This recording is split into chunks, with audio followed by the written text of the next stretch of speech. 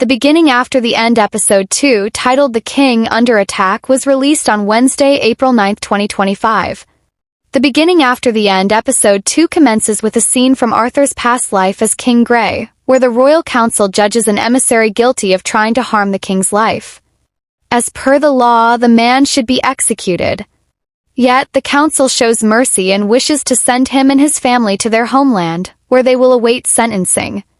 However, the emissary begs King Grey to spare his wife and children, since he's the only one at fault. The man mentions that returning home would be worse than death. However, he's ready to accept it as long as his family is spared. However, the man's words do not reach Grey's ears, as he brutally executes the man's wife and son in front of his eyes. Grey's action surprises the royal council, who think the king has shown the highest form of mercy. With tears in his eyes, the emissary coldly stares at King Grey before thanking him. Following the brutal opening scene, the narrative for the beginning after the end episode 2 shifts to Grey's new life as Arthur and Sapin. Arthur has grown slightly as he can now wield a wooden blade. His father, Reynolds Leywin, teaches him the art of swordsmanship. Arthur surprises him by imbuing his wooden sword with mana, a feat that a 4-year-old child cannot accomplish unless they are a prodigy. Seeing Arthur's progress, Reynolds feels that he needs a proper teacher. However, Alice doesn't want to part ways with her son since he's only 4. This moment, Arthur proposes that they both come along with him. Reynolds and Alice call Arthur a brilliant boy for suggesting the idea. Following that, the narrative for the beginning after the end episode 2 shifts to the day Arthur embarks on a new adventure with his parents. Interestingly, the members from Twin Horns, the party that Reynolds and Alice once belonged to, accompany them on the trip.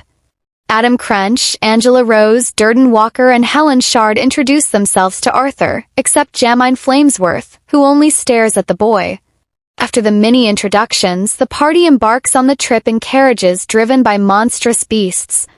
Alice asks Arthur if he's excited about his first big trip. In a monologue, Arthur Leywin mentions how the transportation method is rather primitive compared to the high-tech methods used in the civilization he lived in as King Grey. Yet, he doesn't detest the new experience.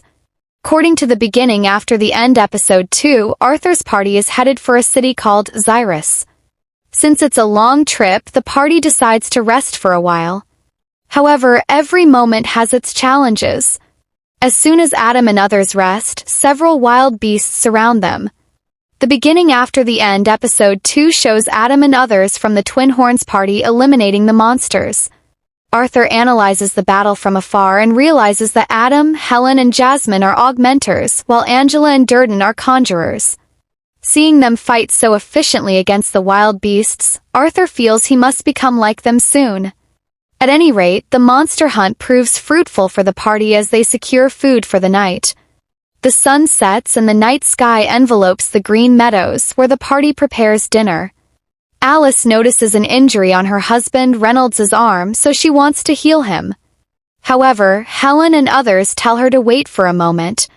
After examining the surroundings, they tell Alice that it's fine for her to use her powers.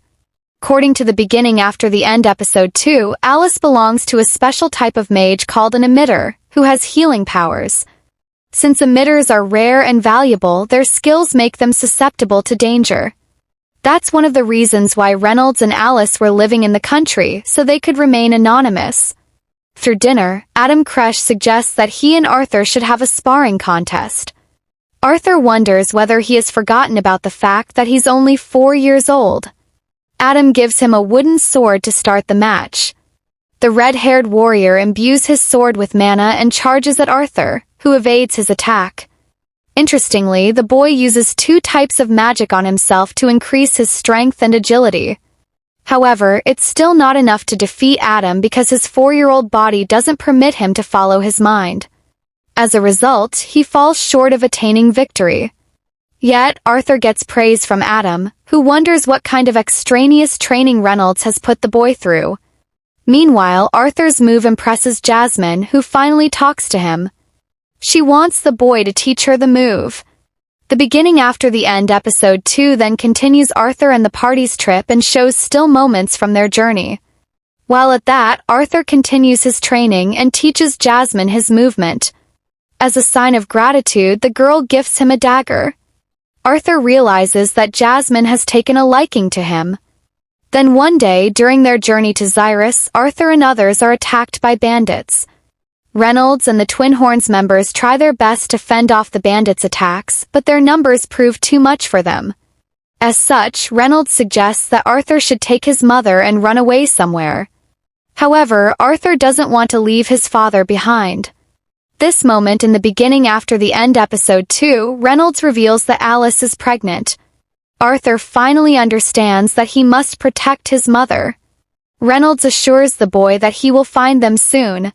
Arthur Leywin runs as fast as he can with his mother to reach a safe zone. However, a suspicious bandit unleashes wind magic at Arthur's direction. To protect his mother, Arthur pushes her in front and blocks the spell head-on. Yet, as a result, he falls from the cliff. That said, he manages to take down the bandit with him. While falling down, Arthur finally understands the emotions the emissary and his family must have felt. He wonders whether it's his karma. Yet, he quickly recalls Alice's condition and becomes emotional that he won't live to see his younger brother. However, he mysteriously survives the fall. Post-credit scene in the beginning after the end episode 2 shows Arthur Leywin encountering a dragon-like beast, which greets him with a good morning. The beginning after the end episode 2 introduced more characters and explored Arthur Leywin's growth. The same time, the episode revealed interesting facts about Arthur's mother, Alice, who happened to carry a second child. However, the episode's cliffhanger ending may raise questions regarding the monstrous entity's identity and how it knows Arthur's name. And that's the end of the beginning after the end episode 2. In this episode, we watched Arthur slowly adjust to his new life as a baby with a warrior's mind. His bond with his parents grew stronger, and we even saw the first hints of something special inside him, like when he fell down the stairs and instinctively shielded himself using mana. But this peaceful, wholesome phase, it's not going to last. Warning: Episode 3 spoiler starts here. In Episode 3, everything changes. Arthur's calm life is shaken when he and his parents get caught in a violent bandit attack during their journey. These aren't just thieves, they're killers. Arthur watches, helpless, as his family is ambushed and the danger becomes very real. And then, for the first time ever, Arthur awakens his mana core. Not just a little mana spark like before, this is the real deal. We witness the moment where Arthur truly begins his path as a mage. Just a few years old, he starts feeling the flow of mana inside him and begins to understand how to control it. But that's not all. He also starts to explore his past life's combat instincts, even using subtle techniques to defend himself as a child.